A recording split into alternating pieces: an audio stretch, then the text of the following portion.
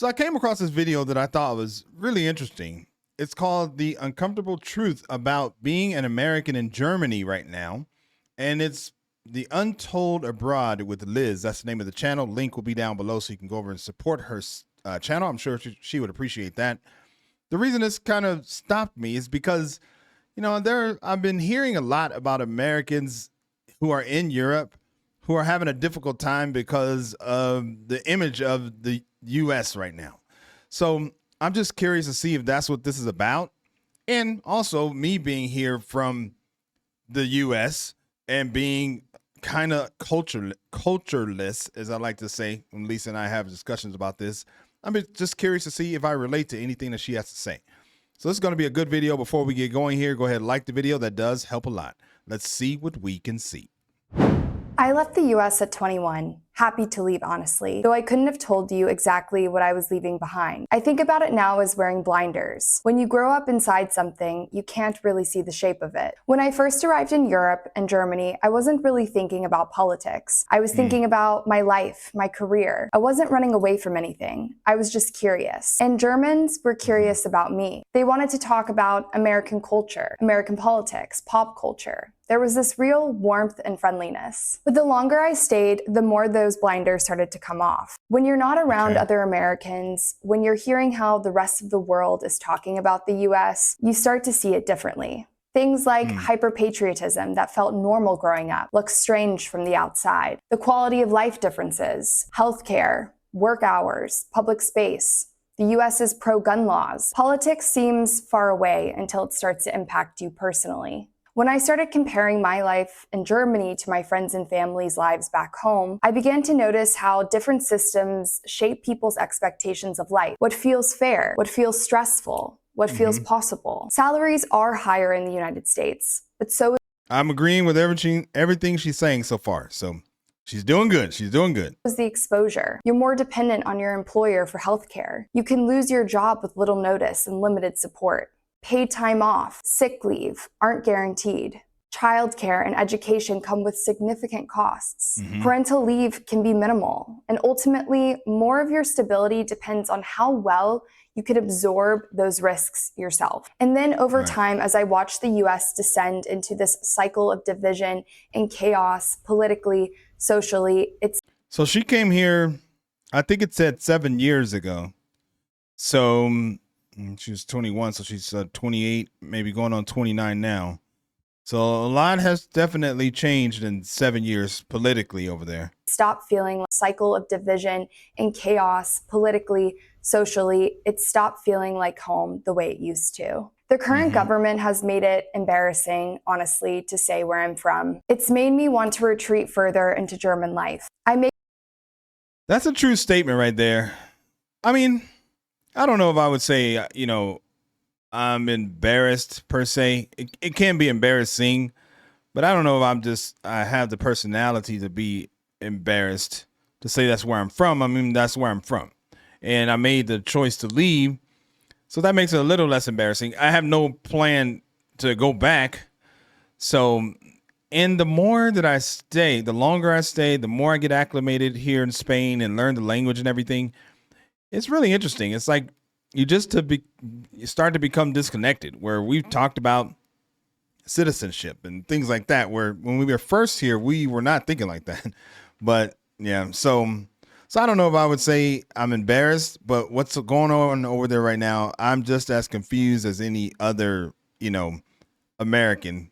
I'm sorry, as any other European who, I guess, believes some of the things that I believe. So honestly, to say where I'm from. It's made me want to retreat further into German life. I make it a point to try to vote, but a big part of me just wants no part of it. And admitting that feels uncomfortable because I still care. It's not really indifference. It's more like grief. Oh man. I mean, that's interesting. This might be bad to say, but I don't care. So, I mean, I get what she's saying. She really cares. It's more like grief. I don't know. I think I'm like jaded. It's probably a good way to say it. I don't know if I have grief or I feel bad or I wish it was different or any of that. No, I'm happy that I was able to come here and experience a different way of living. So I guess that's the way that I look at it. I'm just happy where I am. And all that stuff is, I look back on it and wonder how it all got there, how we all, developed this like patriotism and everything. I do look at that. In fact, I've done some videos on this channel about that. So, but I totally get what she's saying. I just don't necessarily feel that way for me personally. What I find interesting talking to Germans about all of this. In my experience, they're uniquely capable of separating a person from their government. I haven't personally faced anti-US American hostility here, but I've definitely noticed the sentiment shifting, and I understand it. What I didn't expect was something else Germans bring up, a kind of recognition, almost a warning, because they see something in what's happening in the US right now that they know from their own history looks familiar. Many people during Trump's first presidency were talking about the similarities of Trump's rhetoric and political strategy as being similar to Adolf Hitler and Benito Mussolini. Propaganda and media manipulation, targeting immigrants and minority groups, nationalist messaging built on fear, promises of economic revival during crisis. Yeah. Germany has lived through those consequences. Wait, what did that say? Promises of economic revival during. Donald Trump will protect you. He's the only one who can. What the hell? Paid for by Donald Trump, of course, but that's like a campaign ad. And there's people who believe that. I have people in my family who are of the Make America Great Again crew, and they have told me that. Like, that's what they believe. It's just wild. Crisis. Germany has lived through those consequences of fascism. One thing from living in Germany and visiting history museums, especially in Berlin, was that in the beginning, Hitler won elections. He wasn't just installed. Populism has a pattern, and Germans, more than almost anyone, understand what that looks like when that pattern starts. A poll came out earlier this year that 1 in 7 Germans now considers the US a trustworthy partner. The lowest number. 1 in 7? Wow. Let's see. That is amazing. Ever recorded in that survey. I didn't choose to be from the US any more than I chose my eye color, but right now that's the first thing people see. And I'm navigating being automatically associated with something that I didn't vote for and can't fully explain to people who are watching it happen from the outside. So when someone asks me now, where are you from? The honest answer is still the US. But what that. Well, hold on. Before, what she said is interesting. When people ask, I guess I see her as a representation of something that she didn't vote for. I would say that's true. That's true for me, but not in Spain though. But on some level, I think that's just because, I don't have a lot of normal conversations with people just because my Spanish is not that great. But on the channel, in the comments and things like that, I am a representation of the United States because they always say in the comments, your country, you guys, your president, you voted for this. They say all that. So they do see me as a representation of the United States. So I can hear her on that.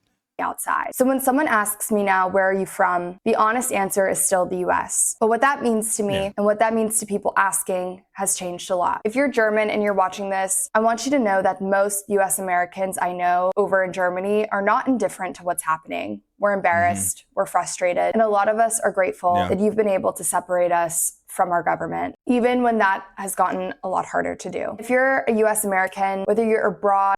I just want to say, she says, I guess she says she's embarrassed and frustrated. I wonder if she or other Americans who are here because of what's going on there, like if there were new politicians or a different administration that they agreed with, would they go back? That's what I wonder. I would not. Like if I had somebody who I thought was the most amazing person, most amazing president ever, I would not go back because there's so many things that probably won't change in my lifetime. Healthcare for everyone, low cost of healthcare, reduced gun violence. I mean, I can go down a list of things that just won't change in my lifetime. And if it did, I don't know. Would I consider it? I don't know. I do love it here, so I don't know.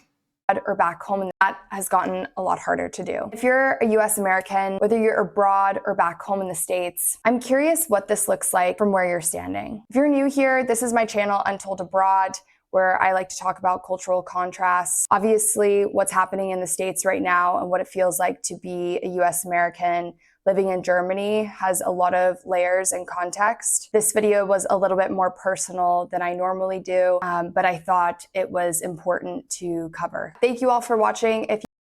I thought that was really good. That was a good summary of what it means to be an American. I suppose in Germany right now. I say I suppose because I'm not there, and I do think on some level, you know, I do experience that here in Spain. But like I said before, you know, I don't have a lot of conversations with people here in Spain, you know, complete conversations. I have some little phrases here and there that we talk to people, but I don't get in deep into politics and things like that. And we made a conscious effort when we came here to not really kind of socialize. I don't know if that's the right word. We haven't made an effort to reach out to other Americans and, you know, get together every Saturday and talk in English and blah. We just haven't really done that because we wanted to, I guess, assimilate to being, you know, a part of this country now. So because of that, we don't have these deep conversations like this with Spaniards here. So, but I thought that was a really good video. It did speak a lot to me because I totally get where she's coming from. The one thing that I said though, I don't think I would go back, and I'm good with that. My wife's good with it, so then we're good. That was a great video. Hopefully you did like it. If you did and you want to see more just like it, then subscribe to the channel, man. It's easy and it's free. My name is Greg. I'll catch you on the next video. Peace.